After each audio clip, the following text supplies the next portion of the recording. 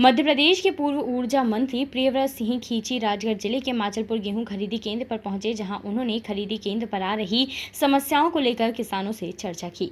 पूर्व मंत्री ने प्रशासन से मांग करते हुए कहा कि जिन किसानों का किसी कारणवश गेहूं विक्रय नहीं हो पाया, उन्हें एक बार फिर अवसर प्रदान किया जाए। वहीं गेहूं खरीदी का काम 25 मई से बढ़कर 31 मई तक किया जाना चाहिए, ताकि सभी किसान आराम से अपनी फसल को विक्रय कर सकें।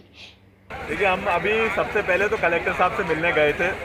माननीय जिला कांग्रेस अध्यक्ष जी के नेतृत्व में कांग्रेस पार्टी के हम 3 ही विधायक और कुछ और साथी मिलकर कलेक्टर से ये बात करके आए हैं कि किसानों के सामने 3 तरह की समस्याएं आ रही हैं। एक तो 11 से लेकर 18 तारीख के बीच में जिन किसानों को मैसेज पहुंच गए थे और वो उपार्जन केंद्र पे या तो लाइन में लग गए थे, या उनका नंबर नहीं आ पाया, या वो व्यवस्थित यहाँ पे फसल लेके नहीं आ पाए, उनके कोड लॉक हो गए हैं। तो उनके कोड खुलवाएं। तो उनने हमें आश्वासन दिया कि आज शाम को 5 बजे तक जितनी सूची उपार्जन केंद्रों से प्राप्त हो जाएगी, उन सबके कोड खोल के उनको पुनः उपार्जन का मैसेज दिया जाएगा, ताकि वो उपार्जन केंद्र पे चालू रखें।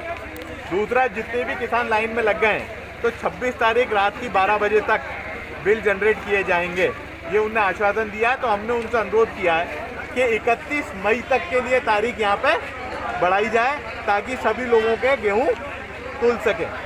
तीसरा, जो किसान आके खड़े हो गए और उनका ट्रॉली का किराया लग रहा है, तो ये ट्रॉली का किराया, ट्रैक्टर का किराया किसान को भुगतान किया जाना चाहिए। ऐसी भी शासन को मांग रखी हम लोगों ने। साथ साथ पानी की व्यवस्था के लिए भी बात करी है।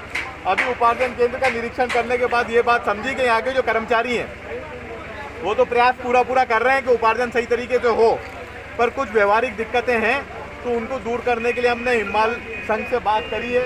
हमारे ब्लॉक अध्यक्ष जी, मंडी अध्यक्ष जी, सभी लोगों ने चर्चा करी है और सभी लोगों ने चर्चा करके ये तय कर रहे हैं कि रात को और दिन को अलग अलग हिमाल लगाए जाएं, ताकि लगातार तुलाई का काम चल सके।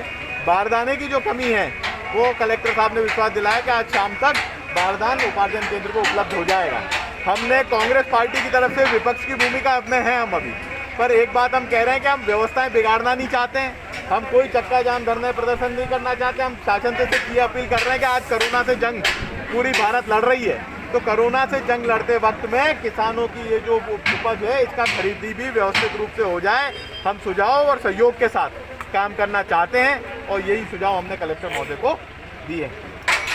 पूर्व मंत्री ने लोगों को आ रहे अत्यधिक राशि के बिलों पर कहा कि पूर्व की कांग्रेस सरकार द्वारा 18 लाख किसानों के बिजली बिल आधे किए थे, लेकिन वर्तमान सरकार द्वारा भारी भरकम राशि के बिना रीडिंग के एवरेज बिल दिए जा रहे हैं, जिससे किसानों के साथ साथ आम जनता भी परेशान है।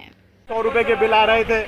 18 लाख किसानों का बिजली का बिल हमने आधा किया और लगातार हम विद्युत क्षेत्र में काम कर रहे थे इम्प्रूवमेंट की तरफ।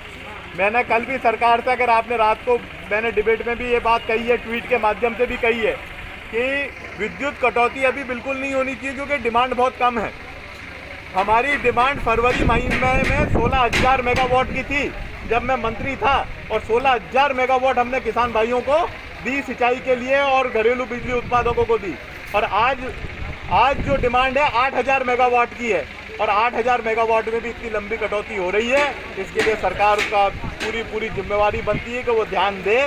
साथ साथ ही एवरेज बिल दिए जा रहे हैं, मीटर रीडिंग नहीं की जा रही है, और इंदिरा गृह ज्योति का लाभ जो हम 1 करोड़ उपभोक्ताओं तक पहुंचाते थे, वो आज सरकार ये कह रही है कि हम संबल योजना लागू करेंगे। तो मेरा ये सिर्फ इतना कहना है सरकार से कि आपकी संबल योजना के माध्यम से 62 लाख उपभोक्ता लाभान्वित होते थे, और हमारी इंदिरा गृह ज्योति योजना के माध्यम से 1 करोड़ उपभोक्ता लाभान्वित होते थे।